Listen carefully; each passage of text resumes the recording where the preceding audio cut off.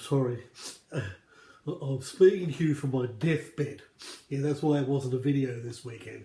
Now look, something absolutely dreadful happened. You know, I went to visit my good friend Sunda on the Gold Coast because she's broken a leg, and try and do the right thing and spend some time with her. Bloody women, could be modelling instead. Anyhow, well, she didn't tell me. She had the bloody plague, didn't she?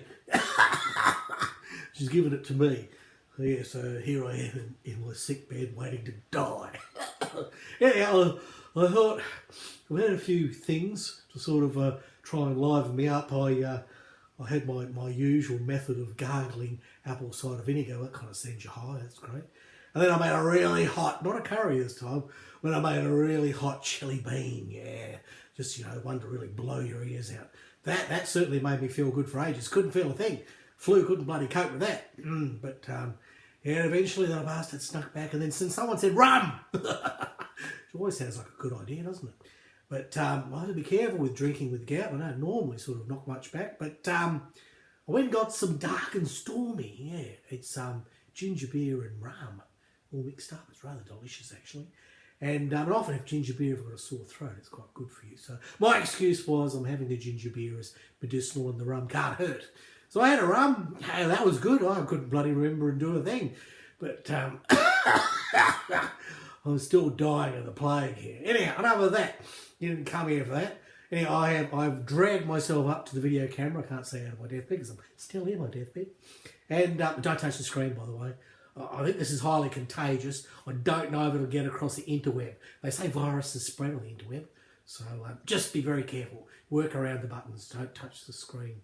I don't want to give you my plague.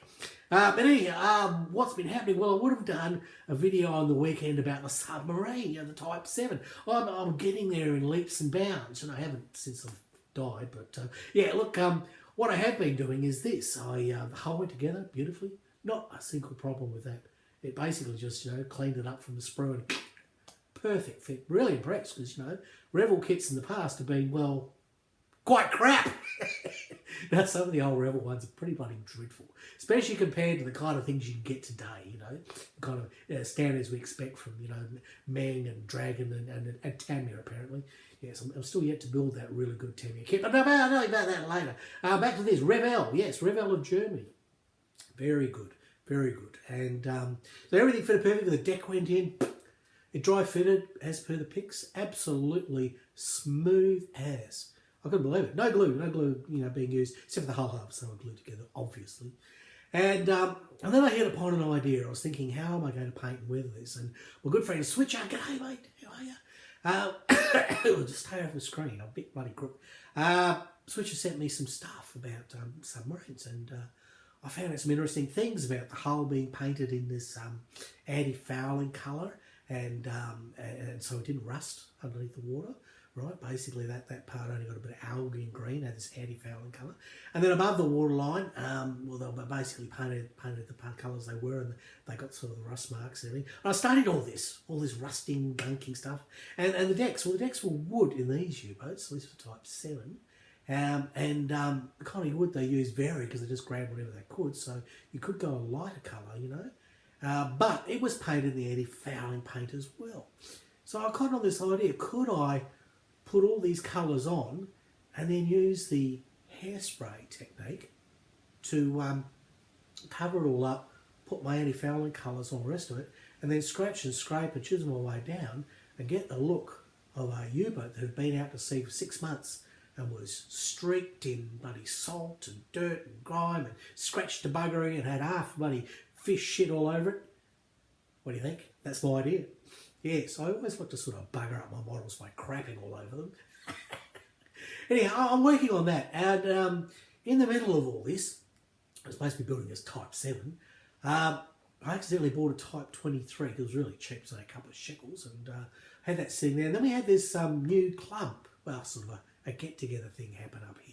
And this is before I got the dreaded disease. Yes, I was still quite healthy then. Anyhow, it was a Japanese restaurant. These guys said, come, we work at this Japanese restaurant. Come there, we'll have a bit of a hobby evening. We'll all get together and sit around and we'll, you know, shout your coffee or whatever, and you can get some sushi. Well, whole plates of freaking sushi. Oh, these guys are wonderful. Absolutely. Dion, if you're watching, mate, I love you. Yes, I want to have your children.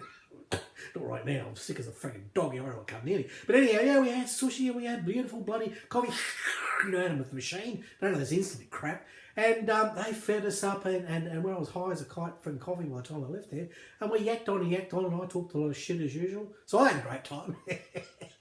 Yeah, they all had to pull the corks out of the ears as they left. But anyhow, I took the Type 23 along, because there's only like about 10 parts in it, well, maybe 12. And I thought, I could fiddle with that while I'm there and you know, I'm enjoying this whole sub journey. So I built it. I basically practically built it at the meeting. You know, as per there'll be a pic here somewhere.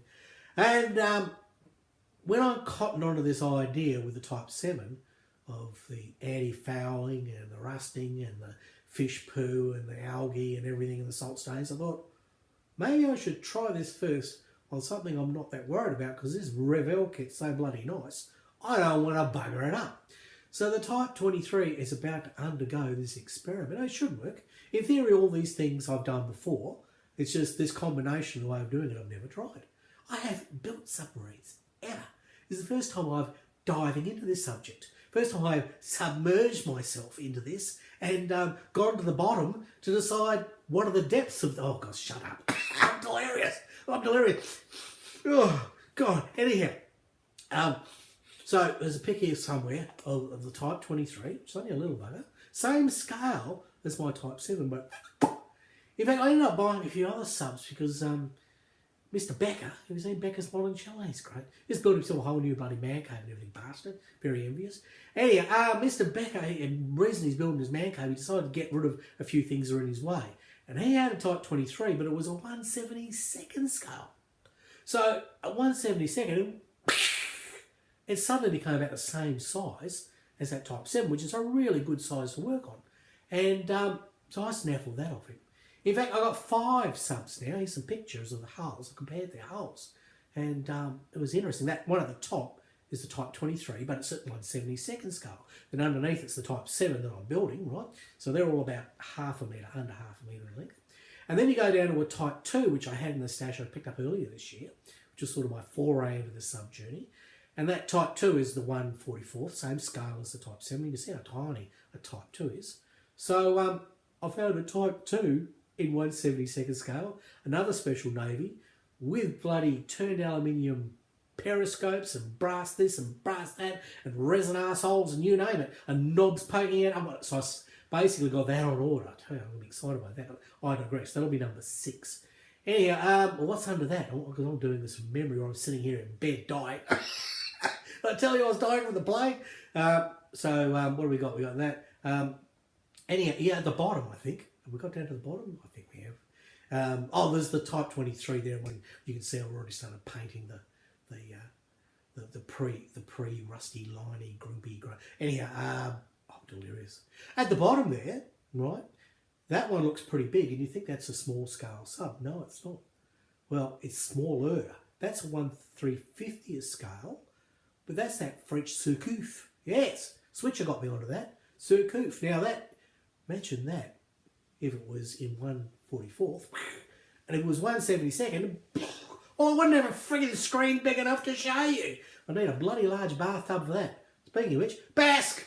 Run me bath. Feel like shit. Yeah, I don't smell any good. Anyhow, look, that's about where I'm at the moment. There's submarines coming out of my arsenal, and I'm too bloody sick to do anything. So, Basque, where's my chicken soup? Oh, that cat. Tell you what, she hasn't been real good.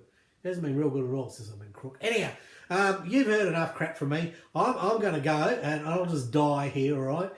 If you see a video next weekend, I'm still alive, and I've got through the plague. If there isn't, send flowers, care of Bastard Cat. All right, that's it. It's goodbye from Australia, and it's hooroo from Harry.